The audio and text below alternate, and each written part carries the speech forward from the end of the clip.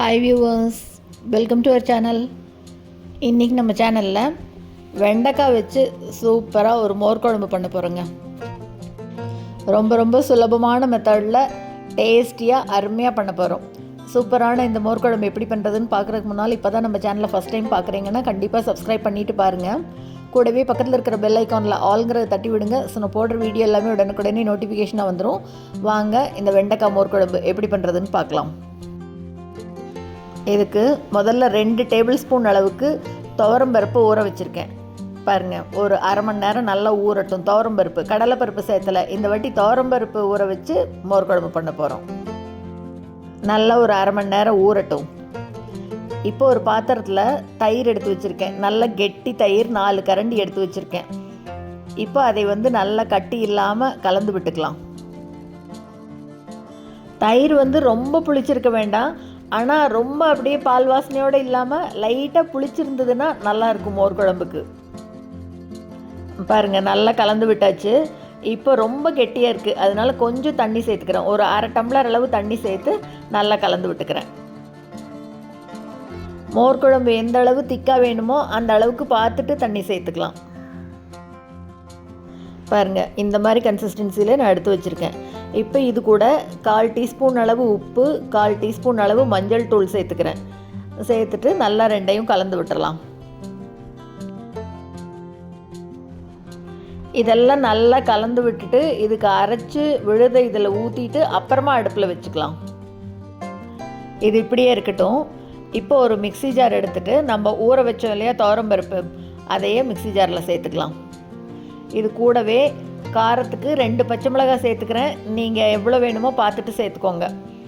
கூட சின்ன துண்டு இஞ்சி சேர்த்துட்டு கொஞ்சமாக தேங்காய் சேர்த்துக்கலாம். துருவின தேங்காயாக இருந்தால் 3 டேபிள் ஸ்பூன் சேர்த்துக்கோங்க. நான் இந்த மாதிரி கட் பண்ணி எடுத்திருக்கேன். இது கூடவே 1 டீஸ்பூன் சீரகம் சேர்த்து கொஞ்சமாக தண்ணி விட்டு பாருங்கள், நல்லா இந்த மாதிரி நைஸாக அரைச்சி எடுத்துக்கணும். இப்போ நம்ம அரைச்ச விழுதை இந்த மோரில் சேர்த்துக்கலாம்.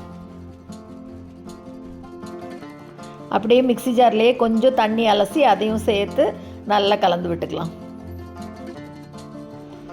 ரொம்ப தண்ணி விட்டுற வேண்டாம், பார்த்து சேர்த்துக்கலாம் தண்ணியை.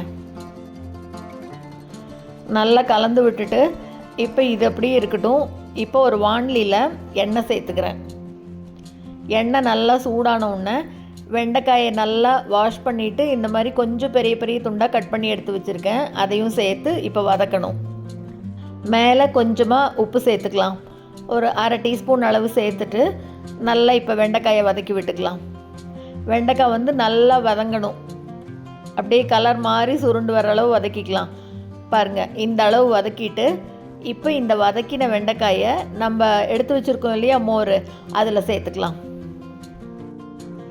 ஃபுல்லாக எல்லா வெண்டைக்காயும் அப்படியே எடுத்து இதில் சேர்த்துட்டு அந்த எண்ணெயை அப்படியே வச்சுக்கலாம். கடைசியில் அதில் தாளித்து கொட்டிடலாம். பாருங்கள், எல்லா வெண்டைக்காயும் வதக்கி இதில் சேர்த்துட்டு அடுத்ததாக இப்போ எடுத்து அடுப்பில் வச்சுட்டா போதும். அப்படியே இந்த வாணலி எடுத்துகிட்டு மோர் குழம்போடதை அடுப்பில் வைக்கலாம். அடுப்பை மீடியம் ஃப்ளேமில் வச்சுட்டு இதை அப்படியே கலந்து விட்டுடலாம் ஒரு தடவை. துவரம்பருப்பு சேர்த்து பண்ணும்போது இந்த மோர் குழம்பு ரொம்ப அருமையாக இருக்குங்க. டேஸ்ட்டு தொகையில் கலந்துட்டு இந்த மோர் குழம்பு தொட்டு சாப்பிட்டிங்கன்னா அவ்வளோ அருமையாக இருக்கும். இப்போ இது ரொம்ப கொதிக்க வேண்டாம், அப்படியே லேசாக பொங்கி வந்ததுன்னா போதும், அடுப்பை ஆஃப் பண்ணிடலாம். பாருங்கள், அப்படியே ஓரத்தில் அப்படியே ஃபுல்லாக பொங்க ஆரம்பிக்குது பார்த்திங்களா? இந்த மாதிரி வந்ததுன்னா போதும். இப்போ அடுப்பை ஆஃப் பண்ணிவிட்டு அப்படியே எடுத்து பார்க்கலாம். பாருங்கள், அட்டகாசமாக மோர் குழம்பு ரெடி ஆயிடுச்சுங்க. இப்போ இந்த மோர் குழம்பை இறக்கி வச்சுட்டு அதே வாணலியில் தாளித்து கொட்டிடலாம். வெண்டைக்காய் வதக்கின எண்ணெயே இருக்குது, அதையே சுட பண்ணிவிட்டு அதில் கடுகு சேர்த்துட்டு கூடவே அரை டீஸ்பூன் சீரகம் சேர்த்துட்டு ஒரே ஒரு காஞ்ச மிளகாய் சேர்த்துக்கலாம். காஞ்ச மிளகாயும் கருவேப்பிலையும் கண்டிப்பாக சேர்த்தினா தான் மோர் குழம்பு வாசனையாக டேஸ்ட்டாக இருக்கும். கூடவே அரை டீஸ்பூன் பெருங்காயத்தூள் சேர்த்துட்டு எல்லாம் நல்லா பொரிஞ்ச உடனே எடுத்து இந்த மோர் குழம்பு மேலே கொட்டிட வேண்டியது.